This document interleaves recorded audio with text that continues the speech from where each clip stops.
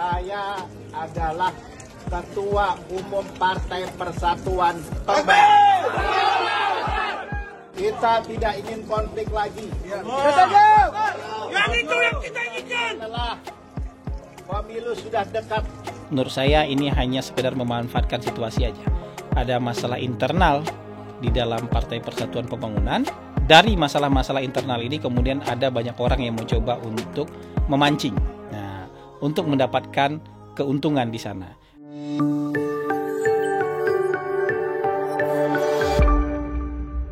Assalamualaikum warahmatullahi wabarakatuh. Kita ketemu lagi dalam Mikrofon Hasan Nasbi episode ke-57. Saya minta maaf ya, hari Jumat kemarin itu sebenarnya saya tag video, tapi karena ya kondisi saya sangat tidak fit, jadi pembahasannya dan bicaranya juga agak ngaco-ngaco dikit. Jadi kita nggak jadi tayang hari Jumat kemarin ya. Dan sekarang hari Selasa, kita punya tema yang juga cukup hangat ya. Baru saja 1 hari 2 hari kita mendapatkan berita bahwa di sebuah partai sedang terkena prahara. Nah, Partai Persatuan Pembangunan lagi kena prahara. Jadi ketua umumnya diberhentikan oleh 3 majelis yang ada dalam partai dalam acara musyawarah kerja nasional di Banten. Kemudian diganti oleh salah satu ketua majelis pertimbangan, kemudian ditunjuk menjadi pelaksana tugas ketua partai. Dan ironisnya, kegiatan menurunkan ketua partai ini, ketua Partai Persatuan Pembangunan, itu dilaksanakan ketika sang ketua partai sedang menjalankan tugas negara sebagai menteri ke luar negeri. Jadi dia memang tidak bisa melakukan apa-apa di dalam negeri karena posisi dia sedang ada di luar negeri. Nah, mungkin generasi sekarang tidak banyak yang mengetahui, tidak banyak yang begitu familiar dengan Partai Persatuan Pembangunan. Karena memang kalau dalam pemilu terakhir suaranya kecil sekali. Di antara partai-partai yang punya kursi di parlemen, suaranya paling kecil, hanya 19 kursi dan jumlah suaranya hanya sekitar 4,5%. Tapi ini partai terakhir yang lolos parliamentary threshold. Kalau kita lihat sejarah ya ke belakang ya, partai ini sebenarnya partai yang salah satu usianya sangat panjang, selain Golkar dan PDI, Partai Demokrasi Indonesia, yang sekarang menjelma menjadi PDI Perjuangan. P3 ini berdiri tahun 73. Ya, berdiri tahun 73 itu sebagai sebagai hasil dari rekayasa Pak Harto waktu itu untuk menyederhanakan partai. Karena pada tahun 71 itu ada 10 partai yang berlaga, ya. Ada 10 partai yang ikut pemilu dan menurut pemerintah pada waktu itu, menurut presiden pada waktu itu Pak Harto, ini partai masih terlalu banyak, ya.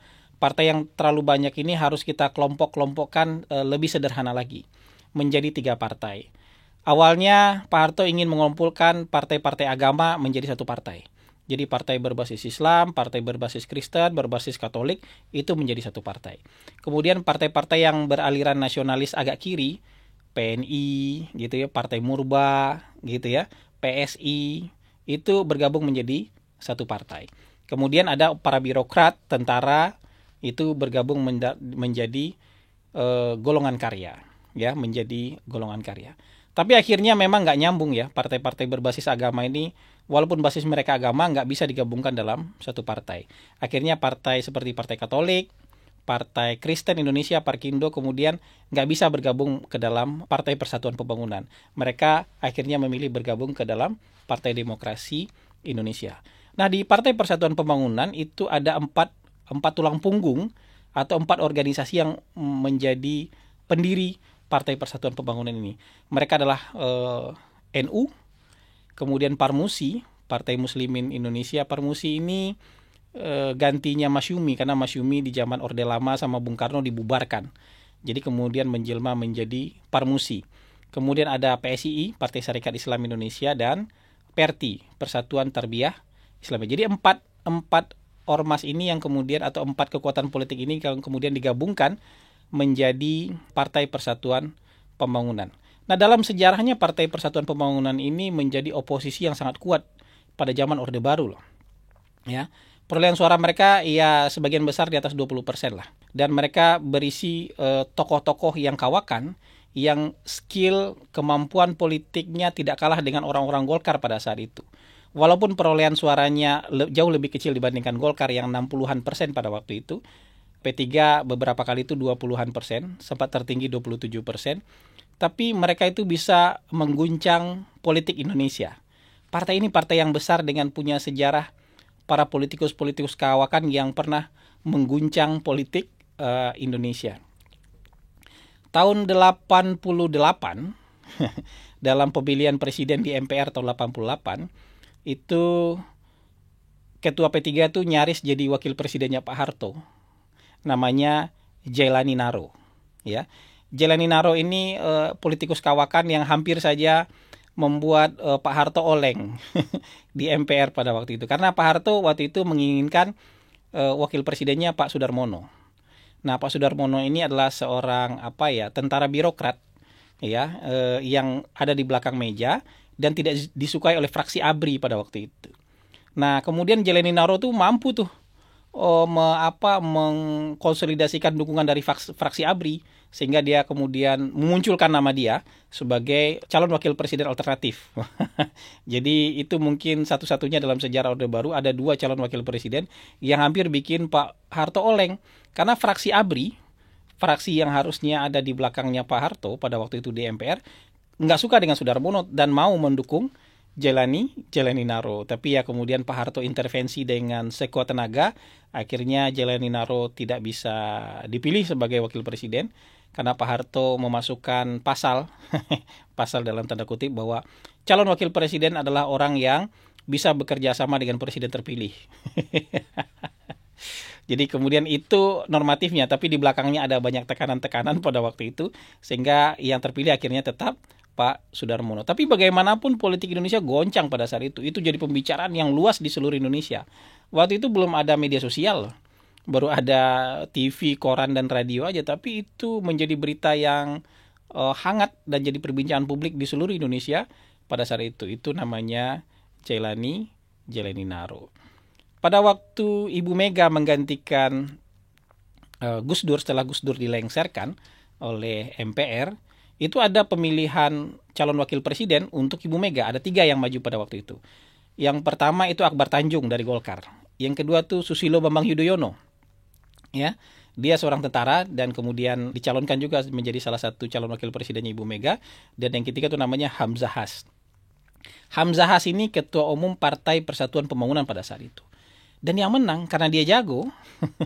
Dan yang menang adalah Hamzah Has. Hamzah Has ngalahin Akbar Tanjung, ngalahin Susilo Bambang Yudhoyono pada pemilihan calon wakil presidennya Ibu Mega. Jadilah Hamzah Has jadi wakil presidennya Ibu Mega. Jadi politikus P3 di zaman dahulu itu hebat-hebat, jago-jago lah ya. Jadi bahkan mereka bisa menggoncang politik Indonesia.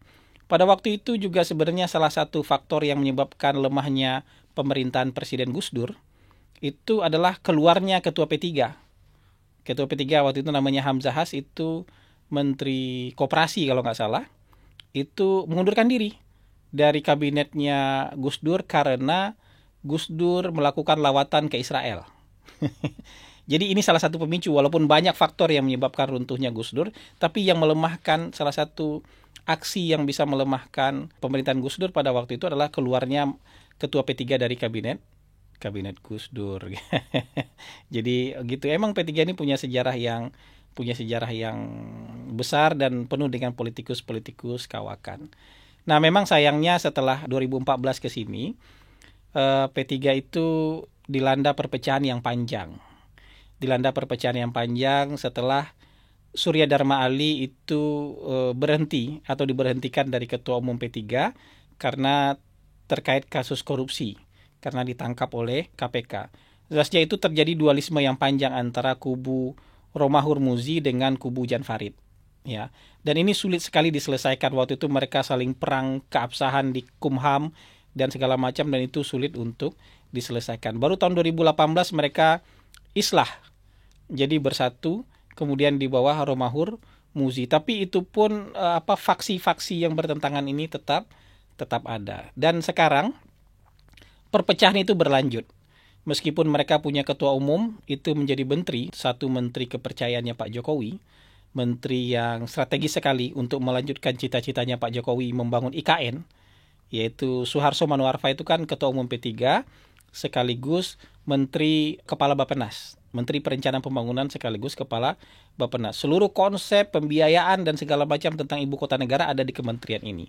Dia salah satu orang yang sangat loyal kepada Pak Jokowi. Tapi ternyata diturunkan juga. Dan anehnya yang menggantikan Pak Suharto Manoarfa, bukan aneh ya, tapi agak sedikit menarik, yang menggantikan Pak Suharto Manoarfa adalah juga orang yang dekat dengan Presiden. Pak Mardiono yang ditunjuk menggantikan Pak Suharto Manoarfa itu One Team Press, Dewan Pertimbangan Presiden. Jadi kita nggak tahu nih, Presiden kira-kira lebih firm ke yang mana? Lebih dukung menteri yang dilengsarkan ini dari Ketua Umum P3 atau lebih firm ke One Team Press yang juga orang dekat dengan Presiden. Tapi kalau kita bicara masa depan P3, bagaimana dengan masa depan P3 kalau selalu pecah-pecah begini? Dan memang dia punya sejarah dualisme yang cukup panjang ya. Dan memang ini mengancam partai. Mungkin orang yang melengsarkan Suharto Manoarfa itu mengira bahwa mereka bisa membesarkan partai ketika menurunkan Suharto Manoarfa. Tapi menurut saya problem partai ini bukan problem individu. Bukan gara-gara Suharto kemudian dia turun atau gara-gara Mardiono menjadi ketua umum kemudian dia naik. Tapi partai ini memang terlambat dalam beradaptasi dengan zaman sehingga dianggap tua dan dilupakan oleh generasi hari ini. Jadi yang tersisa di P3 hari ini menurut saya ya memang sisa-sisa dari awal Orde Reformasi aja atau sisa-sisa dari Orde Baru aja yang masih setia terhadap Partai Persatuan Pembangunan. Sementara sebagian besar sudah keluar nih, sudah membentuk PKB gitu misalnya kan. PKB itu kan sebenarnya dulu mereka adalah bagian dari P3 pada zaman Orde Baru dan sekarang PKB jauh lebih besar dibandingkan P3. Nah, dalam politik Indonesia saya melihat bahwa P3 ini ada kisruh dalam P3 ini kemudian dimanfaatkan secara opini oleh beberapa pihak. Teman-teman saya yang yang saya duga sangat dekat dengan Mas Anies Baswedan, itu yang konsultan politik, yang pollster itu agak happy kalau kayaknya dengan bergantinya atau dengan adanya prahara di dalam Partai Persatuan Pembangunan. Ya mereka bilang kira-kira ya Partai Persatuan Pembangunan kalau sudah berganti ketua seperti ini, kemungkinan besar juga akan keluar dari KIB. Karena yang gabung dengan KIB itu atas nama Suharto Manoarfa katanya. Jadi kalau diganti dengan Mardiono berarti mereka akan kemungkinan besar keluar dari KIB. Mencari koalisi yang sesuai dengan basis konstituen mereka yang lebih islami. Nah, dengan penekanan basis konstituen yang lebih islami, mereka berharap P3 ini kemudian bergabung untuk mendukung Anies Baswedan.